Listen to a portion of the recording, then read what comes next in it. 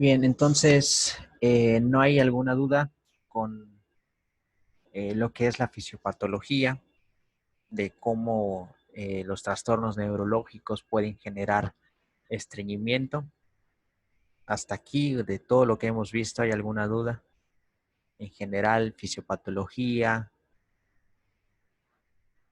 etiología, causas secundarias, la epidemiología, síntomas, definición. ¿Hasta ahorita hay alguna duda de lo que es estreñimiento? Yo creo que la parte más complicada es esta, ¿no? La parte de la fisiopatología, cómo los trastornos neurales pueden generar estreñimiento, lo que es la fisiopatología, ¿no? De aquí, de más, yo creo que bastante claro. Entonces, no hay dudas en general. Si no hay dudas, continuamos. Factores de riesgo. ¿Cuáles son los factores de riesgo para presentar estreñimiento? ¿Okay? Recuerden que no es lo mismo un factor de riesgo a una causa. Eso mucha gente lo confunde y ustedes tienen que tenerlo claro para explicárselo a la gente. Porque veo mucha gente que cuando le dices que el factor de riesgo para presentar estreñimiento es el sexo femenino, te van a decir, oye, pero yo soy mujer y no padezco estreñimiento. Sí, porque es un factor de riesgo, no es una causa directa. Un factor de riesgo es, valga la redundancia, un factor que aumenta la probabilidad de, no quiere decir que sea una causa directa. ¿Okay? A eso nos referimos cuando hablamos factores de riesgo. ¿Okay? Eh, lo mismo sucede con cualquier otra enfermedad. Por ejemplo, el principal factor de riesgo para presentar la mayoría de los tipos de cáncer es el sedentarismo y la obesidad. No quiere decir que la persona que sea sedentaria, que no realice ejercicio físico, no quiere decir que va a desarrollar cáncer sí o sí. Simplemente es un factor de riesgo. Tiene mayor probabilidad de desarrollar casi cualquier tipo de cáncer. ¿Ok? Obesidad y sedentarismo están dentro de los primeros lugares, si no me equivoco, obesidad dentro del primer lugar para desarrollar la mayoría de los tipos de cáncer, pero son factores de riesgo, no son causas directas. ¿Ok? Entonces, cuando hablamos de factores de riesgo de estreñimiento, pues baja actividad física o ejercicio físico, que si bien no son lo mismo, lo manejan en el artículo como sinónimo. Sí hay que hacer esa diferencia. Actividad física lo tiene cualquier persona. Una persona, un obrero que trabaja en una construcción, pues tiene una actividad física de moderada a alta. Pero esa persona, ese obrero que tiene actividad física, no necesariamente realiza ejercicio físico. ¿Okay? Una ama de casa eh, que está limpiando, que realiza los quehaceres del hogar y demás, tiene actividad física, pero no necesariamente ejercicio físico. Ejercicio físico es cuando ya realizamos una actividad física planeada con el objetivo de perder peso, mejorar la forma física, mejorar la composición corporal, mejorar el rendimiento y demás. Cuando se hace con ese objetivo ya es ejercicio físico. Entonces yo pondría por aquí bajo ejercicio físico, porque además el ejercicio físico está demostrado que libera endorfinas para disminuir el estrés. Y recuerden que el estreñimiento tiene también dentro de sus causas los trastornos neurológicos. ¿Okay? Por ahí el estrés pudiera estar involucrado. Entonces el ejercicio, además de favorecer la peristalsis intestinal, además de favorecer los movimientos intestinales que favorecen la evacuación, también libera endorfinas. ¿Okay? Alivia el estrés. Entonces por ahí doble beneficio del ejercicio físico para eh, contrarrestar el estreñimiento. ¿Okay? Entonces, una baja actividad física o una disminución en el ejercicio físico puede ser o es un factor de riesgo de estreñimiento. Sexo femenino está muy relacionado con la cuestión hormonal. ¿Okay? Está muy relacionado con la cuestión hormonal, con la cuestión de los embarazos eh, y demás. ¿Okay? En cuanto a lo que es el sexo femenino, incluso por ahí se piensa que cuestiones como el estrés pudieran estar relacionadas como factor de riesgo para el sexo femenino. ¿Okay? El envejecimiento, muy relacionado también con la baja actividad física. Recuerden que adultos mayores, por cuestión de la dependencia económica y social, tienden a disminuir su actividad física y eso puede llevar a un estreñimiento. Además que adultos mayores pueden tener una disminución en las neuronas de los plexos mientéricos. Como ya explicamos, una disminución de las neuronas de los plexos mientéricos pues puede llevar a una disminución en la estimulación de las capas musculares, lo que va a llevar a que no haya contracción intestinal, que no haya peristalsis y que por lo tanto se genere estreñimiento. ¿Okay? Entonces, en el envejecimiento es por dos razones, por una disminución en el ejercicio físico relacionado con la dependencia económica y social, y la otra es con la disminución de las motoneuronas y de las neuronas sensitivas en los plexos mientéricos. El bajo consumo de líquidos y de fibra, perdón, también muy relacionado. El agua, recuerden que en estreñimiento tenemos un aumento en la consistencia de las evacuaciones intestinales. Este aumento en la consistencia se debe a una disminución en la cantidad de agua en las heces, ¿okay? Y esto se genera también por un bajo consumo de líquidos, ¿okay? Y de fibra. Eso aumenta la consistencia de las heces. Un bajo consumo de líquidos y de fibra son factores de riesgo, ¿okay?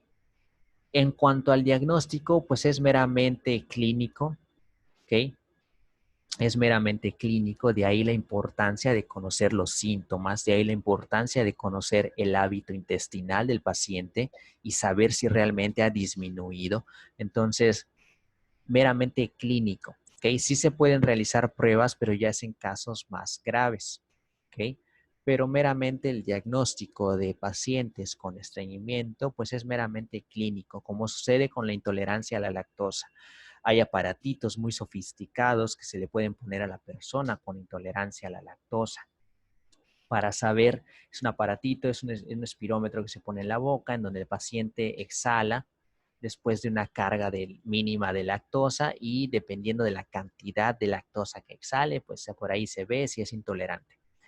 No es necesario, es muy caro y realmente el diagnóstico es meramente clínico, meramente sintomático, ¿no? Si el paciente refiere diarrea, refiere flatulencias posterior al consumo de leche y luego se le retira la leche y no refiere ningún malestar, pues bueno, queda claro que el paciente es intolerante a la lactosa, así de simple. Así sucede con el estreñimiento, meramente clínico, ¿ok?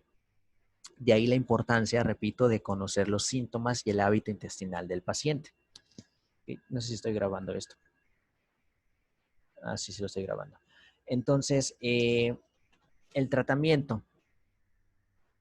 Muy importante recomendar al paciente con estreñimiento el ejercicio físico. ¿Okay? Muy, muy importante. Recomendar el ejercicio físico. ¿Por qué razón? Si les pregunta a su paciente, ¿por qué tengo que hacer ejercicio? Pues ya saben. El ejercicio favorece la motilidad intestinal, el movimiento favorece la motilidad intestinal, favorece las evacuaciones intestinales, además que alivia el estrés. Y muy importante, les apuesto que cuando vean a un paciente con estreñimiento, probablemente sea mujer y probablemente refiera a estrés. Entonces hay que conocer, hay que indagar en la causa del estrés, qué me está ocasionando el estrés. Porque por más ejercicio, por más fibra que demos, líquidos y demás, si no se corrige la situación que está generando el estrés, la paciente o el paciente va a continuar con estreñimiento. Entonces hay que conocer, hay que indagar en qué situación me está generando el estrés en el paciente para corregirlo y de esa forma atenuar lo que es el estreñimiento, ¿ok? De todas formas, el ejercicio físico siempre se debe recomendar por las razones que ya venimos comentando. Mejora la motilidad intestinal y alivia el estrés, ¿ok?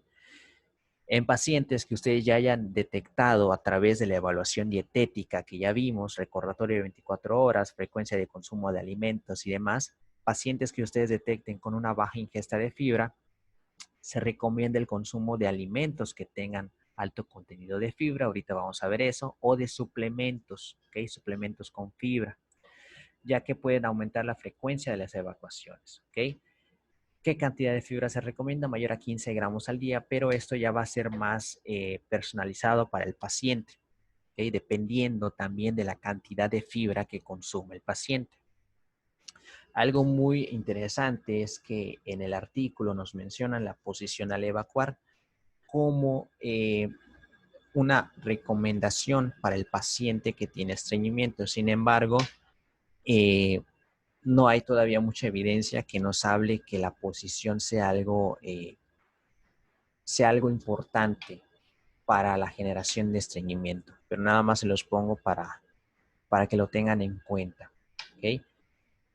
Sin embargo, el tiempo también sí puede ser algún factor para el desarrollo de estreñimiento o para el tratamiento también, ¿no? Disminuir el tiempo en el que se está evacuando, ¿ok? Otro muy importante, como ya dijimos, el aumento en la consistencia de las heces de las evacuaciones se debe a una disminución de líquido. Entonces, aumentar el consumo de líquidos en promedio de 1.5 a 2 litros al día puede mejorar los síntomas de estreñimiento y potencia los efectos de la fibra que se esté consumiendo en la dieta y de los posibles suplementos que se tengan. Ojo, esta es una recomendación para población en general. Ya va a depender de la persona si tiene alguna enfermedad o si practica algún deporte y demás, pues ya va a ser un requerimiento más específico y no una recomendación. Esta es una recomendación de 1.5 a 2 litros al día. ¿Qué le pueden decir a su paciente? Simplemente que aumente el consumo de líquidos. ¿Okay? Si tiene estreñimiento, ejercicio físico, aumentar el consumo de líquidos, evaluar la parte dietética y demás. Tratamiento farmacológico. Aquí vamos a ver el polietilenglicol, que es un laxante osmótico, que es el más común y el más utilizado en estreñimiento. Aquí muy importante tener también la parte dietética o la parte del consumo de líquidos. Se tiene que consumir con al menos 200 mililitros de agua y estos 200 mililitros de agua, un vaso de agua, tiene que consumirse con 17 gramos de este laxante, con 17 gramos de polietilenglicol. ¿Okay? Hay otros fármacos como la lactulosa, la prucaloprida, la lubiprostona, linaclotida, la plecanatida, son otros fármacos. Sin embargo, no todos están disponibles en México, pero sí tener en cuenta que el tratamiento farmacológico sí tiene que irse acompañado de un plan o sea, de un cambio en la alimentación, de un cambio en la dieta. Por más que demos tratamiento farmacológico, si no hay un cambio en la alimentación, no va a haber un cambio en los síntomas de estreñimiento. ¿Ok? Eso hay que tenerlo muy en cuenta porque el paciente les va a decir que les den algo para el estreñimiento, que algo que yo me tome. Yo no quiero hacer ejercicio, yo no quiero cambiar mi alimentación, yo solo quiero que me den un sobrecito con polvo, unas pastillas y con eso quiero mejorar de estreñimiento. Pero ustedes tienen que saber que el estreñimiento no se va a corregir así nada más, porque sí, tiene que haber un cambio en el estilo de vida. De entrada, ¿cuál va a ser la primera recomendación en el paciente con estreñimiento? Que aumente el ejercicio físico, por las razones que ya comentamos, ¿ok? Que cambie su alimentación, que aumente la ingesta de líquidos. Si con todo lo anterior o con todo esto que ya mencionamos, cambio en la dieta, ejercicio y líquidos, no mejoran los síntomas de estreñimiento, cuando ya aumentó el consumo de líquidos, cuando ya cambió la dieta, cuando ya está haciendo ejercicio, no mejoran los síntomas de estreñimiento, entonces ya podemos recurrir a los fármacos, ¿ok?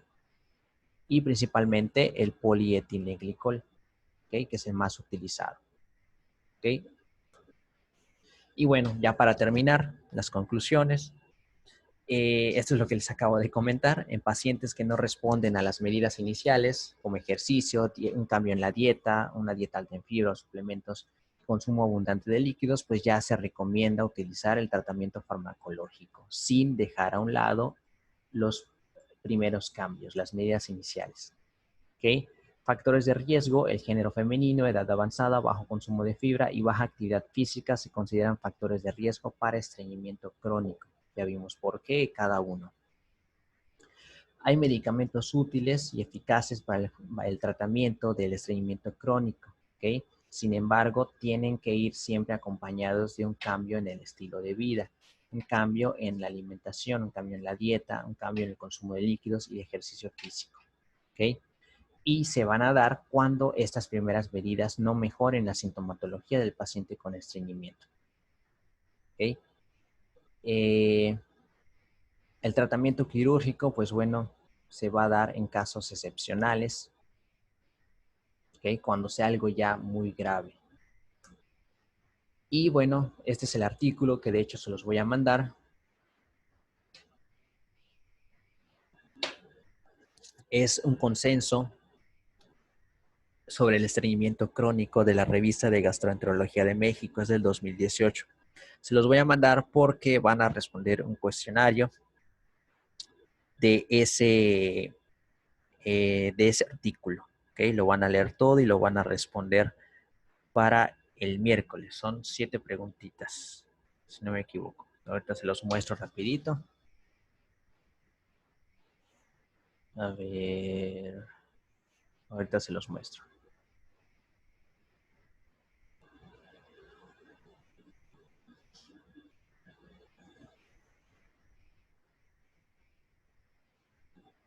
Ahí está. Creo que ya se está viendo. Bueno.